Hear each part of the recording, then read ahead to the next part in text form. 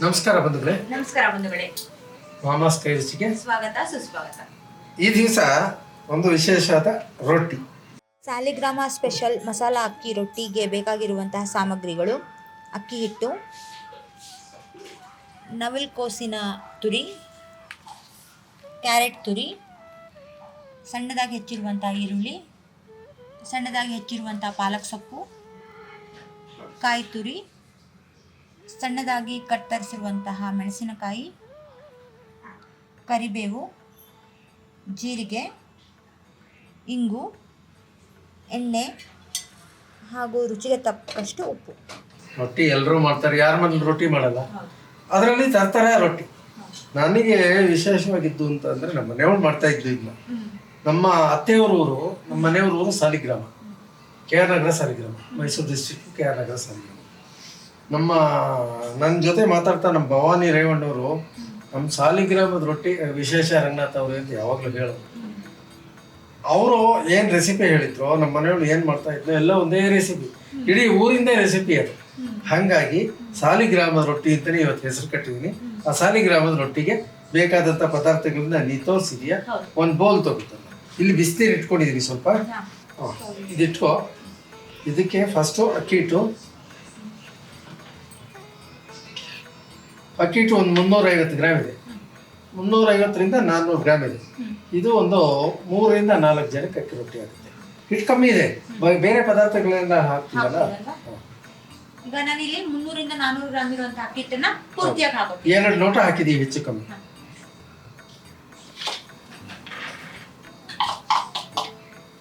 ಸಣ್ಣದಾಗಿ ಹೆಚ್ಚಿರೋ ಈರುಳ್ಳಿ 1 ಕಪ್ ನಷ್ಟು. ಹೌದು.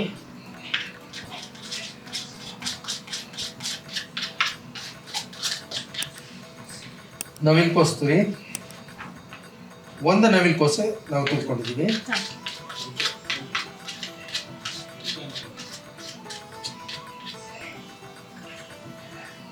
ಕ್ಯಾರೆಟ್ ತುರಿ, ಅದು 1 ಕ್ಯಾರೆಟು, ಸ್ವಲ್ಪ ದಪ್ಪ ಕ್ಯಾರೆಟ್.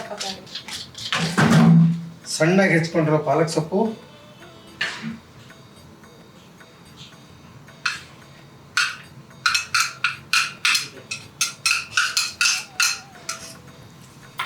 ತೆಂಗಿನಕಾಯಿ ತುರಿ,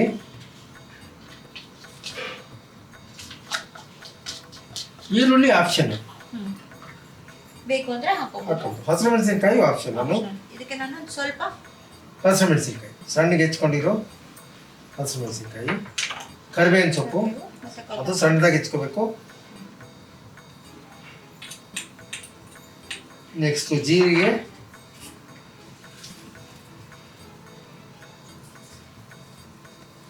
ಒಂದು ಚಮಚ ಜೀರಿಗೆ, ಇಂಗು ಆಪ್ಷನಲ್ಲು, ಬೇಕು ಅಂದರೆ ಹಾಕೋಬೋದು, ಬೇಡ ಅಂದರೆ ಬಿಡ್ಬೋದು. ರುಚಿಗೆ ತಕ್ಕಷ್ಟು ಉಪ್ಪು,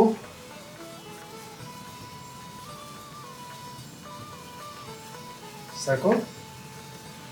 ಎಣ್ಣೆ,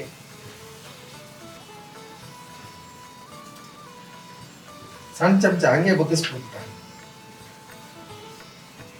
ಸಾಕು. ಬಿಸಿನೀರು ಬೇಕಾದರೂ ಹಾಕ್ಬೋದು. ಏನಂದರೆ ಇದು ಅರಳುತ್ತೆ ಬಿಸಿನೀರು ಹಾಕಿದ್ರೆ, ಈ ತಣ್ಣೀರು ಹಾಕಿದ್ರೆ ಅರಳಲ್ಲ.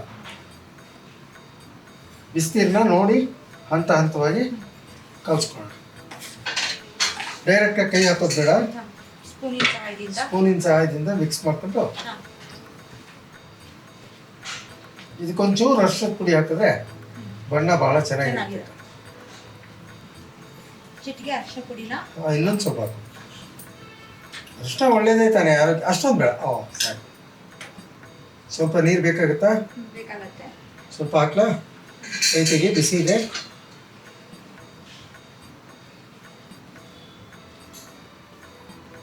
ಇದು ಒಂದು ಅರ್ಧ ಗಂಟೆ ಮುಂಚೆ ಕಲಸಿಟ್ಬಿಟ್ರೆ ಕೂರ್ಕೊಳ್ಳುತ್ತೆ.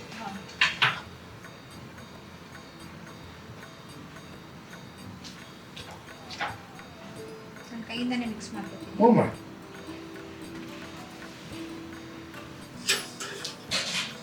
ಬಾಳೆ ಎಲೆಯಲ್ಲಿ ತಟ್ಬೋದು.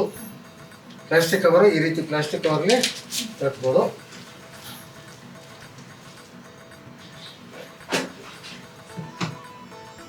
ಒಳ್ಳೆ ಬಿಸಿನಲ್ಲೇ ಉಂಡೆ ಕಟ್ಟಿ ಇದು ಮಾಡಿದೀಯ ಕಲ್ಸಿದೀಯ. ಯಾವ ಸೈಜ್ ಬೇಕಾದ್ರೆ ಕಾಲು ದೊಡ್ಡದಾಗಿದ್ರೆ ಯಾವ ಸೈಜ್ ಬೇಕಾದ್ರೆ, ಇಲ್ಲ ನಮಗೆ ಎತ್ತಬೇಕಾದ್ರೆ ಮುಗಿಯುತ್ತೆ ಅನ್ನೋದಾದ್ರೆ ನೀವು ಯಾವ ಸೈಜ್ ಬೇಕೋ ಆ ಸೈಜ್ಗೆ ಮಾಡ್ಕೊಬೋದು.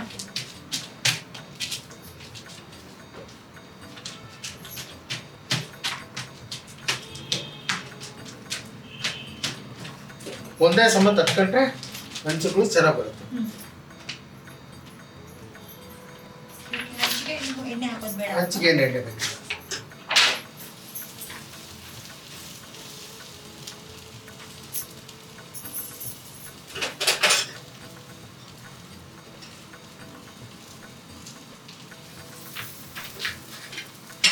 ಇನ್ನೊಂದು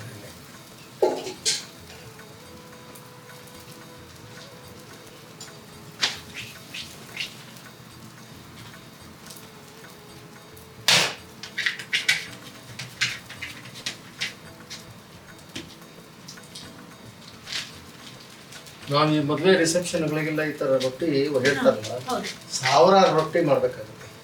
2,000 ಜನದ ರಿಸೆಪ್ಷನ್ ಅಡುಗೆ ಅಂತಂದ್ರೆ ಮಿನಿಮಮ್ ಒಂದು 2-3 ಸಾವಿರ ರೊಟ್ಟಿ ಮಾಡಬೇಕು. ಅಂದ್ರೆ ದೊಡ್ಡ ದೊಡ್ಡ ಕಾವಲಿ ಒಂದು 5-6 ಜನ ರೊಟ್ಟಿಗೆ ಕೂತ್ಕೋತಾರೆ. ಹಾಕ್ಬೋದು. ಒಂದು 2 ನಿಮಿಷ ಮರ್ತು ಬಿಡ್ಬೇಕಾದ್ರೆ ಒಂದು ಸೈಡ್ ಚೆನ್ನಾಗಿ ಬೇಯ್ತು ಅಂದ್ರೆ ಅದಕ್ಕೊಂದು ಗ್ರಿಪ್ ಬರುತ್ತೆ. ಅವಾಗ ಹರಿದೋಗಿ ಎಲ್ಲ ಆಗಲ್ಲ. ಇಲ್ಲಾಂದ್ರೆ ಕಲರ್ ನೋಡ ಪ್ರಕೃತಿಗೆ ಹತ್ತಿರವಾಗಿದೆ. ಹೌದು ಹೌದು. ಹಸಿರು ಅರಿಶಿನ ಜೊತೆಗೆ ಅಲ್ಲಿ ಮಧ್ಯೆ ಮಧ್ಯೆ ಕೆಂಪು ಕಾಣ್ತಾ ಇದೆ ಕ್ಯಾರೆಟ್ದು, ಮಧ್ಯೆ ಮಧ್ಯೆ ಬಿಳಿ ಕಾಣ್ತಾ ಇದೆ ನವಿಲ್ ಕೋಸ್ದು. ತುಂಬಾ ಕಲರ್ಫುಲ್ ಆಗಿದೆ ಇದು. ಹೌದು, ಆರೋಗ್ಯ ದೃಷ್ಟಿಯಿಂದ ಪೂರಕವಾಗಿದೆ. ಪಾಲಕ್ ಸೊಪ್ಪು ಹಾಕ್ತೀವಿ, ಅದರಲ್ಲಿ ಕಬ್ಬಿಣದ ಅಂಶ ಇದೆ. ಕ್ಯಾರೆಟ್ ಅಲ್ಲಿ ಕಣ್ಣಿಗೆ ನೈಸರ್ಗಿಕವಾಗಿ ವಿಟಮಿನ್ ಎ ಇದೆ. ಆಮೇಲೆ ನವಿಲ್ ಕೋಸಲ್ಲಿ ಶುಗರ್ ಪೇಷಂಟ್ಸ್ಗೆ ಫೈಬರ್ ಇರೋದ್ರಿಂದ ಶುಗರ್ ಪೇಷಂಟ್ಸ್ ತುಂಬಾ ಒಳ್ಳೆಯದು. ಇನ್ನು ಈರುಳ್ಳಿನಲ್ಲಿ ಸಲ್ಫರ್ ಇದೆ, ಅದು ಕೂಡ ದೇಹಕ್ಕೆ ಬೇಕೇ ಬೇಕು. ಆ ರೀತಿ ನೋಡ್ತಾ ಹೋದ್ರೆ ಅಕ್ಕಿ ಹಿಟ್ಟಲ್ಲಿ ಕಾರ್ಬೋಹೈಡ್ರೇಟ್ ಇದೆ, ಎಲ್ಲ ದೇಹಕ್ಕೆ ಬೇಕಾಗಿರುವಂತ ಎಲ್ಲಾ ಪೌಷ್ಟಿಕಾಂಶಗಳು ಇದರಲ್ಲಿದೆ. ಸೋಡಿಯಂ ಇದೆ, ಸಾಲ್ಟ್ ಅಲ್ಲಿ.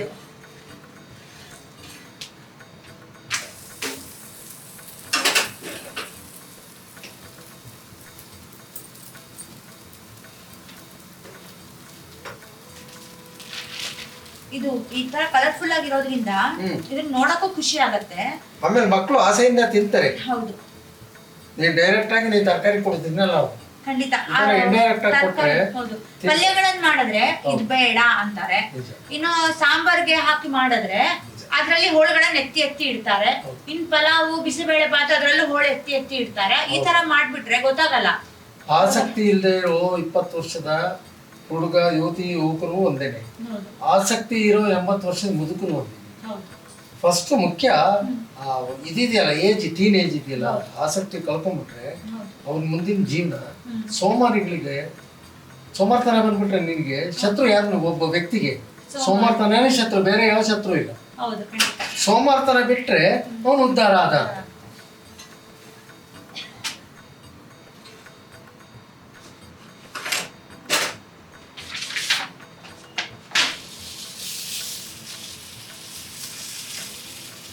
ಒಂದು ನಿಮಿಷ ಬಿಡ್ಬೇಕು.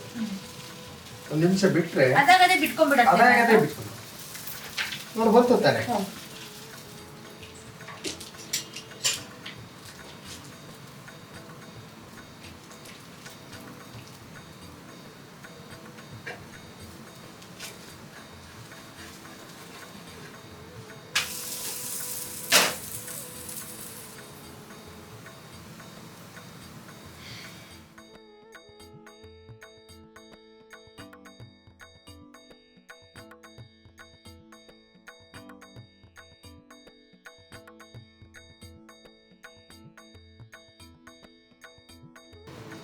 ಬಂಧುಗಳೇ, ಅದ್ಭುತವಾದ ಸಾಲಿಗ್ರಾಮದ ಮಸಾಲೆ ರೊಟ್ಟಿ ರೆಡಿಯಾಗಿದೆ.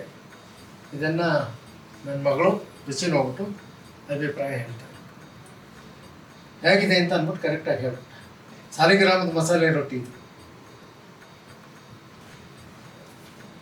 ಫಸ್ಟು ಹಂಗೆ ತಿಂದು ನೋಡ್ತೀನಿ.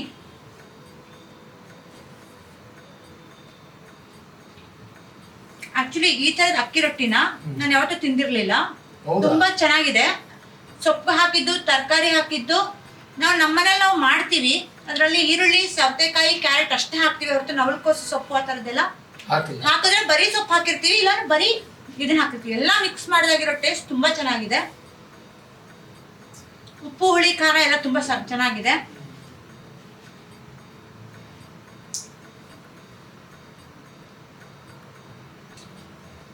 ಚಟ್ನಿ ಜೊತೆಗೂ ಕೂಡ ತುಂಬಾ ಚೆನ್ನಾಗಿದೆ. ಕಾಯಿ ಚಟ್ನಿ ಮಾಡ್ಕೋಬಹುದು, ಕಾಯಿ ಚಟ್ನಿ, ಹೌದು. ಈ ಗ್ರೇವಿಗಳನ್ನ ಮಾಡ್ಕೋಬಹುದು, ಗೊಜ್ಜುಗಳನ್ನ ಮಾಡ್ಕೋಬಹುದು. ಹೌದು.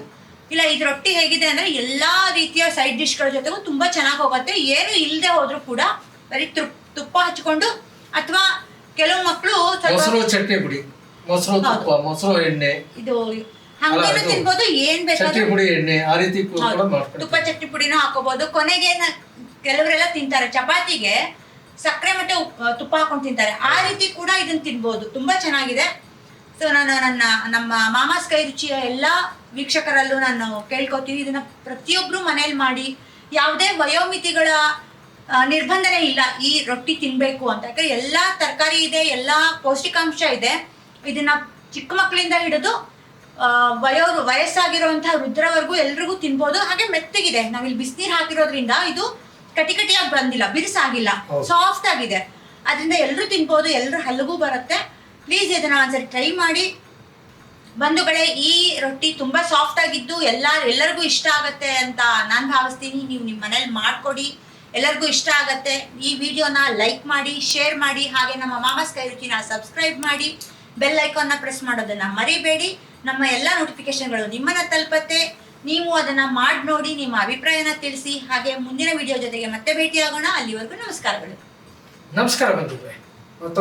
ಮತ್ತೊಮ್ಮೆ ವಿಡಿಯೋದಲ್ಲಿ ನಾವು ಸಂಧಿಸೋಣ. ನಮಸ್ಕಾರ.